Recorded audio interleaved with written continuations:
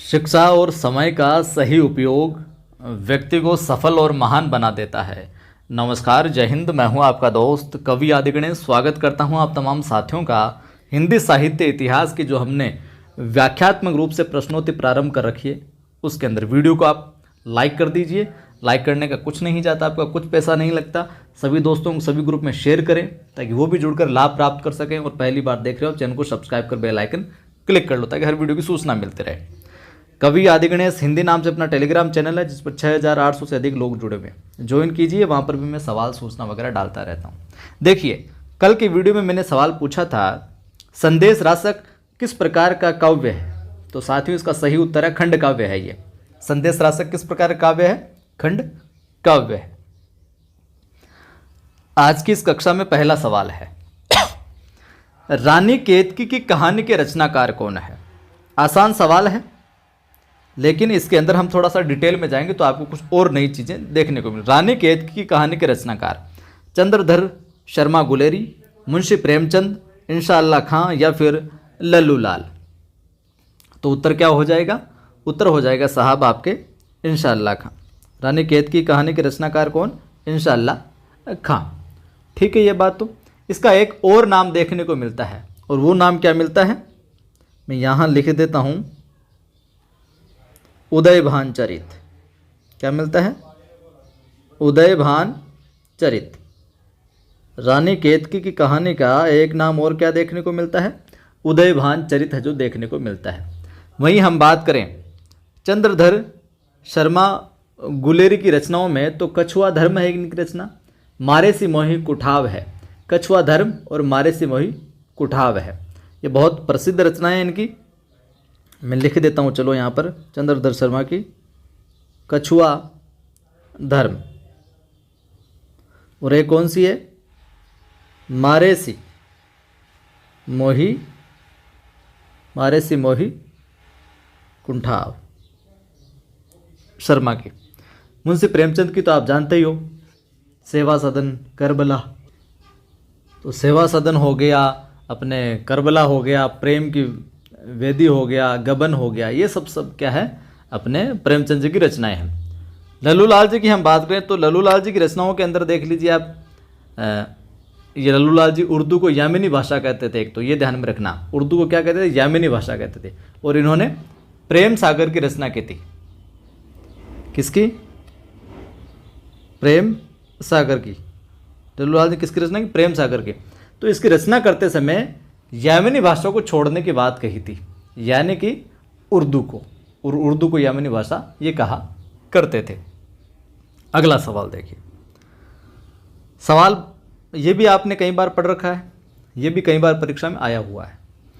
आचार्य शुक्ल ने रासो शब्द का संबंध किस शब्द से माना है? आचार्य शुक्ल ने रासो शब्द का संबंध किस शब्द से माना है? रास से, रसायन से, रहस्य से या फिर रासक से? अच्छा सवाल है। क्या उत्तर हो जाएगा? बी, रसायन से। रामचंद्र शुक्ल ने, जैसे रामचंद्र, तो रामचंद्र जी क्या रामायण है, तो आपको यहाँ पे ध्यान में रखना रसायन, रामायण रसायन। तो रामचंद्र शुक्ल ने रासो शब्द का संबंध किससे माना? रसायन से। ठीक है। इसके अतिरिक्त जो रास शब्द से मानते हैं, रास इससे संबंध, वो कौन है विद्वान? नंद दुलारे वाजपेयी। नंद दुलारे अपने वाजपेयी साहब, नंद दुलारे वाजपेयी मूल शब्द किसे मानते हैं? रास से मानते हैं, नंद दुलारे वाजपेयी। तो और रसायन का हो गया आपने शुक्ल साहब हो गया। रहस्य की मैं बात करूं तो रहस्य से मानते हैं कविराज श्यामलदास, कविराज या कविराजा श्यामलदास, कविराज श्यामलदास और काशी प्रसाद जायसवाल, काशी प्रसाद जायसवाल। ठीक है, काशी प्रसाद जायसवाल साहब। रासक से मैं बात करूं यहाँ पर, तो रासक से एक तो अपने हजारी प्रसाद साहब, महत्वपूर्ण है ये भी, हजारी प्रसाद द्विवेदी जी। तो देखिए रसायन शुक्ल और रासक हजारी प्रसाद द्विवेदी, ये जरूर महत्वपूर्ण है, रासक वाला हजारी प्रसाद से संबंधित, तो ध्यान में रखिएगा। नरोत्तम स्वामी साहब, नरोत्तम स्वामी जी रासक से मानते हैं। दशरथ शर्मा, दशरथ शर्मा साहब भी, ठीक है। तो नंद दुलारे वाजपेयी रास से, रसायन से शुक्ल, रहस्य कविराज श्यामलदास, काशी प्रसाद जायसवाल, और रासक से हजारी प्रसाद द्विवेदी, नरोत्तम स्वामी और दशरथ शर्मा। तो रसायन से शुक्ल और रासक से हजारी प्रसाद द्विवेदी, ये दो तो जरूर ध्यान में रखिएगा आप। अगला सवाल है, गद्य पद्य मिश्रित चंपू काव्य की प्राचीनतम हिंदी कृति कौन सी है? गद्य पद्य मिश्रित चंपू काव्य की प्राचीनतम हिंदी कृति कौन सी है साहब? वर्ण रत्नाकर, उक्ति व्यक्ति प्रकरण को कहा माना है, राहुल वेल को, या फिर परमात्मा प्रकाश को? तो ये भी कई बार पूछा गया है, उत्तर हो जाएगा सी, राहुल वेल। गद्य पद्य मिश्रित चंपू काव्य की प्राचीनतम कृति कौन सी है? राहुल वेल है साहब। वहीं ये भी ध्यान में रखना, हिंदी साहित्य में नखशिख वर्णन की जो श्रृंगार परंपरा का आरंभ है, जो इसी रचना से माना जाता है, इसे राहुल वेल से ही। लिख देता हूं मैं यहां पर, नखशिख जो अपने है नखशिख परंपरा, नखशिख परंपरा का वर्णन है, जो श्रृंगारिक वर्णन है, वो प्रारंभ इसी से माना जाता है। आप ध्यान में रखिएगा थोड़ा सा। वहीं इस रचना में हिंदी के 7 बोलियों के शब्द मिलते हैं। कितनी बोलियों की इस रचना में? 7 बोलियों के शब्द है जो देखने को मिलते हैं साहब। ये भी एक थोड़ी सी एडिशनल बात है जो आप ध्यान में रखना। और जिसमें प्रमुख रूप से कौन सी बोली के शब्द मिलते हैं? राजस्थानी के। तो पहली बात क्या हो गई? गद्य पद्य मिश्रित चंपू का प्राचीनतम हिंदी कृति है ये राहुल वेल। नखशिख वर्णन का श्रृंगारिक वर्णन प्रारंभ यहीं से देखने को मिलता है। लगभग 7 बोलियों के शब्द इसमें देखने को मिलता है, और प्रमुख रूप से प्रधान जो बोली के शब्द मिलते हैं वो राजस्थानी के मिलते हैं इसमें। और राहुल वेल क्या है? शिलांकित कृति है। क्या है? शिलांकित, शिलांकित कृति है, शिला पर अंकित है ये। और इसके रचयिता कौन है राहुल वेल के? रोड़ा कवि है। कौन है? रोड़ा कवि है। ठीक है, बात इसका काम हो गया। अब मैं बात करूं यहाँ पर जो आगे वाली है, जैसे कि वर्ण रत्नाकर है। किसकी है वर्ण रत्नाकर? मैथिली हिंदी में रचित ज्योतिरीश्वर ठाकुर की प्रथम गद्य रचना है ये। प्रथम गद्य रचना किसकी? ज्योतिरीश्वर ठाकुर की, वर्ण रत्नाकर। आगे बात सुन। और उक्ति व्यक्ति जो प्रकरण है एक व्याकरण ग्रंथ है। यह भी कई बार पूछा गया है किस प्रकार का ग्रंथ है, तो ये क्या है? व्याकरण ग्रंथ है। कौन सा? उक्ति व्यक्ति प्रकरण क्या है साहब? एक व्याकरण ग्रंथ है। और इसकी रचना महाराज गोविंद चंद के सभा पंडित थे। कौन? दामोदर शर्मा। उक्ति व्यक्ति प्रकरण की रचना महाराज गोविंद के जो सभा के जो पंडित थे दामोदर शर्मा, इन्होंने 12वीं शताब्दी के दौरान हेतु की थी। तो कौन? दामोदर शर्मा। दामोदर शर्मा साहब ने इसका क्या किया था? लेखन है जो किया था। और परमात्मा जो प्रकाश नामक पुस्तक है, इसकी रचना किसने की थी? जोइंदू ने। ये मैंने आपको पहले ही बताया था। तो इस प्रकार से आप मेरे साथ इस सीरीज से परीक्षा तक अगर जुड़े रहे तो यकीन जानिए बेहद इम्पोर्टेंट सवाल, और परीक्षा तक ग्रेड फर्स्ट हो चाहे सेकंड हो, चाहे आप एनवीएस का फॉर्म लगाओ, चाहे नेट की आगामी जो परीक्षा होने वाली है वो दो, सब के अंदर आपका हिंदी साहित्य इतिहास बहुत बेहतरीन ढंग से मजबूत हो जाएगा। अच्छा लगता है ज़रूर शेयर किया करें, लाइक भी किया करें। पहली बार देखने वाले सभी साथी चैनल को सब्सक्राइब कर लेना, घंटे निशान पर क्लिक करना ताकि सूचना मिलती रहे। ये सवाल अलग तरीके से हैं, इस तरह के भी आजकल सवाल है जो पूछे जाते हैं। स्थापना में मैं बात करूं तो कथन ये है, स्थापना या कथन ये है मूल कथन कि जनता की चित्तवृत्ति के परिवर्तन के साथ साहित्य के स्वरूप में परिवर्तन नहीं होता है। अब तर्क क्या है?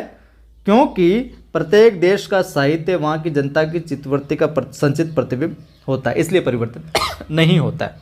तो बताइए, ए गलत आर सही, ए गलत है या आर सही है, ए और आर दोनों यहाँ पर गलत सही है, ये होगा। ए और आर दोनों गलत है, ये सही गलत है, ये विकल्प सही होगा, या फिर ए सही है और आर गलत है। कौन सा विकल्प सही होगा यहाँ पर? वीडियो को रोक के आप सोच सकते हैं वापस सही से।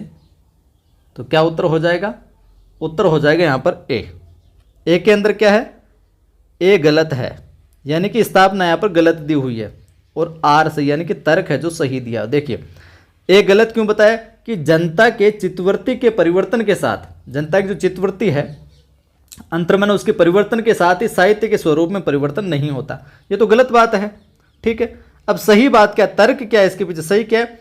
क्योंकि प्रत्येक देश का साहित्य वहाँ की जनता की चित्तवृत्ति का संचित प्रतिबिंब होता है, यानी कि प्रत्येक देश का जो साहित्य, जो जनता है, जनता की, मान लो आपके मन में कोई चित्त के अंदर कोई परिवर्तन हुआ, उसके साथ में साहित्य के स्वरूप परिवर्तन नहीं होता, ऐसा नहीं होता है। जनता की चित्तवृत्ति जैसे जैसे बदलती जाती है, परिवर्तित होती जाती है, वैसे ही साहित्य में परिवर्तन है जो आने लग जाता है। जैसे आपकी विचारधारा होगी, जैसे विचारधारा बदलती रहेगी, वैसा ही आप जो सृजन है जो करते रहेंगे। तो इसीलिए प्रत्येक देश का साहित्य वहाँ की जनता की चित्तवृत्ति का संचित है जो क्या होता है? प्रतिबिंब होता है। तो ए तो यहाँ पर गलत हो जाएगा स्थापना तो, और आर जो तर्क है वो सही हो जाएगा, यानी कि ए विकल्प यहाँ पर सही हो जाएगा। आजकल इस प्रकार के सवाल भी जो पूछे जा रहे हैं। अगला सवाल देखिए। अगला सवाल है गोरखनाथ की साधना पद्धति का नाम है। गोरखनाथ साहब जो हैं उनकी साधना पद्धति का क्या नाम है?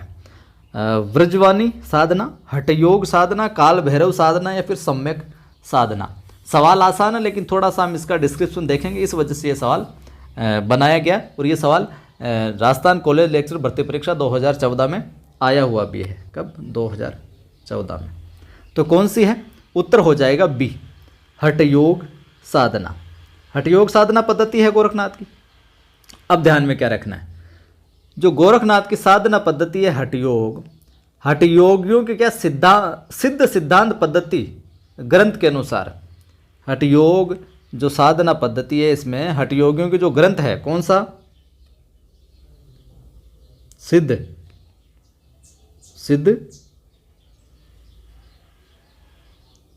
सिद्धांत पद्धति, यानी कि जो सिद्धांत की पद्धति है, इस ग्रंथ के अनुसार जो है हट के अंदर जो है, इसका अर्थ तो क्या है? सूर्य। है का अर्थ क्या है? सूर्य। और जो ठ है इसका अर्थ क्या है? चंद्र। तो हठ योग के अंदर हट का अगर अर्थ पूछा जाए तो है का अर्थ तो हो जाएगा सूर्य, और ठ का अर्थ हो जाएगा चंद्र। ये जरूर ध्यान में रखना। और किस ग्रंथ के अनुसार? सिद्ध सिद्धांत पद्धति ग्रंथ के अनुसार। तो इन दोनों का योग ही क्या है? हठ योग है। और गोरखनाथ को नाथ पंथ का क्या आरंभ करता भी माना जाता है। ठीक है, आगे देखिए साहब, अगला सवाल देखते हैं। सवाल आसान है, लेकिन थोड़ी सी हम डिटेल देखेंगे तो और आपको कुछ नई जानकारी मिलेगी। पाहुड़ दोहा ग्रंथ के रचनाकार कौन थे साहब? जोइंदू, राम सिंह, जिनदत्त सूरी या फिर धनपाल। पाहुड़ दोहा ग्रंथ के आसान है, कौन थे? राम सिंह साहब। पाहुड़ दोहा ग्रंथ के रचनाकार कौन थे? राम सिंह साहब। अब एक बात यहाँ पर ध्यान रखने वाली बात यह है, मुनि जो राम सिंह है जैन साहित्य में सर्वश्रेष्ठ रहस्यवादी कवि कहे जाते हैं। राम सिंह क्या है साहब? जैन साहित्य में, जैन साहित्य में क्या सर्वश्रेष्ठ कौन से कवि कहे जाते हैं? रहस्यवादी। सर्वश्रेष्ठ रहस्यवादी कवि कहे जाते हैं साहब मुनि राम सिंह। वहीं डॉक्टर हीरालाल मुनि, माफ़ कीजिए डॉक्टर हीरालाल, जो डॉक्टर यहाँ पर लिख देता हूँ मैं, डॉक्टर हीरालाल हुए हैं। डॉक्टर हीरालाल साहब क्या कहते हैं कि जो मुनि राम सिंह है इनका जो आविर्भाव काल है आविर्भाव प्रारंभ का जो काल है वो संवत 1057। डॉक्टर हीरालाल मुनिराम सिंह का जो आविर्भाव काल है वो संवत 1057 है, जो मानते हैं लगभग इतना। तो ये थे आज के इस वीडियो के अंदर कुछ सवाल। चलो आपसे मैं एक सवाल पूछ लेता हूँ। सवाल ये है, मैं हिंदुस्तान की तूती हूँ, मैं हिंदुस्तान की तूती हूँ, यह कथन किस लेखक का है? मैं हिंदुस्तान की तूती हूँ, यह कथन किस लेखक का है? लल्लू लाल का, कल्लू लाल का, इंशाअल्लाह खां का, भारतेंदु हरिश्चंद्र का, या फिर अमीर खुसरो का? तो आप कमेंट करके बताइएगा। अब वीडियो को लाइक कर दीजिए, जिस साथियों ने भी लाइक नहीं किया तो वो लाइक कर दें, जिन्होंने भी शेयर नहीं किया है वो ज़रूर दोस्तों को सबको शेयर कर दो। फेसबुक व्हाट्सएप पर ग्रुप में भी लगा लो, स्टेटस भी लगा सकते हैं। और पहली बार देख रहे हो चैनल को सब्सक्राइब करो, घंटी पर क्लिक करो, ऑल पर क्लिक करो, ताकि हर वीडियो की सूचना मिलती रहे। टेलीग्राम चैनल का लिंक डिस्क्रिप्शन में मिल जाएगा, कवि आदि गणेश हिंदी नाम से टेलीग्राम चैनल, जिस पर 6800 से अधिक लोग जुड़े हैं, उसको ही ज्वाइन करें आप। पढ़ाई को लेकर अगर आप डिमोटिव रहते हैं तो मोटिवेशनल वीडियो मेरा दूसरा यूट्यूब चैनल है, क्या? आदि की आवाज़ नाम से, आदि की आवाज़ नाम से मेरा दूसरा यूट्यूब चैनल है, उस पर जाइए। बहुत सारे पढ़ाई से रिगार्डिंग मोटिवेशनल वीडियो डाले हुए हैं, देखिए, उसको भी सब्सक्राइब कीजिए। यकीनन आपको कुछ अच्छा सीखने को मिलेगा। फिर मिलता हूँ।